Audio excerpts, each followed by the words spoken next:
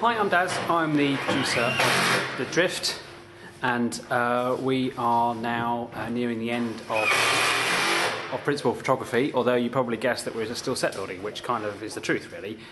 We're still building as we shoot, sort of thing. We've now completed 9 days of filming, and we've got 3 more days to go. But the last 3 days will be shot on different sets. So we're kind of taking a break from shooting, but instead we're set building. So you can see that we're now working on another set, which actually is probably a little bit more bizarre than the other stuff we've had. Hello, John French. Who? Yeah, anyway, hi John. So you can see that stuff's going on behind me, all the sort of set building and stuff, and there have been a few sort of psychological issues now that have sort of come around, which is that once we finish filming on the first set of sets, there's a much sort of feeling that the whole thing is over, which it clearly is not. We've still got 3 days to film, and 3 days where we have to devote as much energy and devotion as we can to make sure those are just as good as the scenes we've already done. The other thing is that we have to be out of this building very soon after we finish filming, so we already have stuff being taken away, stuff that's being got rid of, recycled, returned, stuff that we've borrowed and stuff has to go back. So at the same time that we're building in preparation for filming, we're also getting rid of stuff and preparing for the end of filming. So there's a lot of things sort of happening. Everyone's a bit tired, and the problem you have when you have like a large sort of rest between shots is that everyone sort of filters away a little bit because they're so tired, and it feels like the end. It's not. Oh, I'll have a little rest before we carry on. But unfortunately, we are having to still carry on.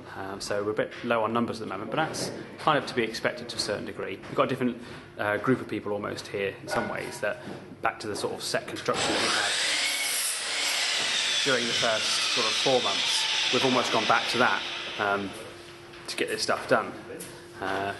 Sue, our scriptwriter, who has fractured her metatarsal, or whatever it's called, one of those big bones, the David Beckham bone, she's been given all the footage, and she's now checking through all the rushes. She's checking through all the rushes and starting the logging of all the 4,500 clips that we have logged up so far. It's quite a lot. So she's really happy about that, so she's cracking on with that. So yeah, it's going well. It is a bit worrying because we've got a lot to build in basically 3 days, and then we have 5 days to dress. And of that 5 days, we're going to go to work. So when you say 5 days, you mean 5 evenings. And of those evenings, the 5th evening is when everyone arrives. So that kind of discounts, that leaves 4 evenings. So basically, we've got 4 lots of evenings, which is 3 hours. So 4 3, that's 12 hours to dress the whole set. So out of a week, we've actually got 12 hours, if you think about it in that way. So the pressure's really on. We've got more people coming this weekend to help start the dressing process. We can't dress what hasn't been built, and that's the main thing now. So we've kind of gone full circle in terms of back to sort of set building.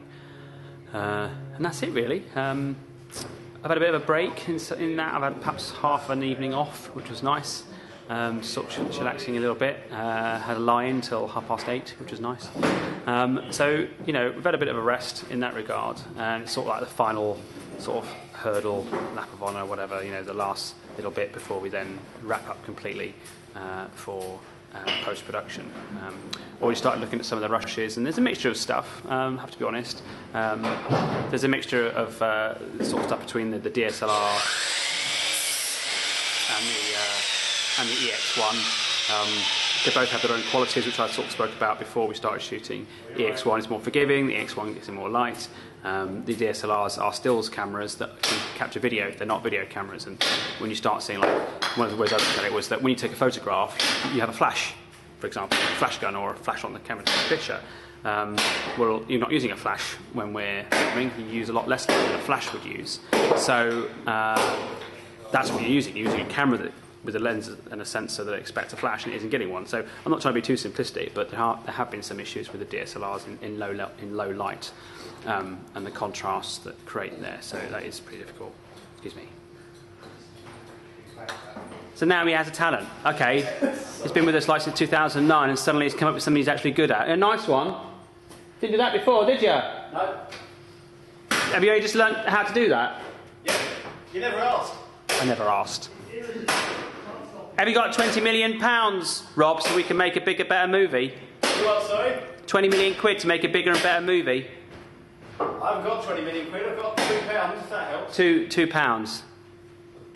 Why don't you go and buy yourself some juggling balls? I might have to do that. Alright. Anyway, so, as you can see, morale's pretty good. The guys are happy to be here, kind of, and things are going well. And there is a countdown now. People are sort of, looking forward to it ending, just so they can have a proper rest and get this all out of the way. So it's good. It is good. We'll see. See what happens. We start filming the next load of the last 3 days of filming starts in a week tomorrow. So we've got that time to get everything ready, and then we'll go from there. All good.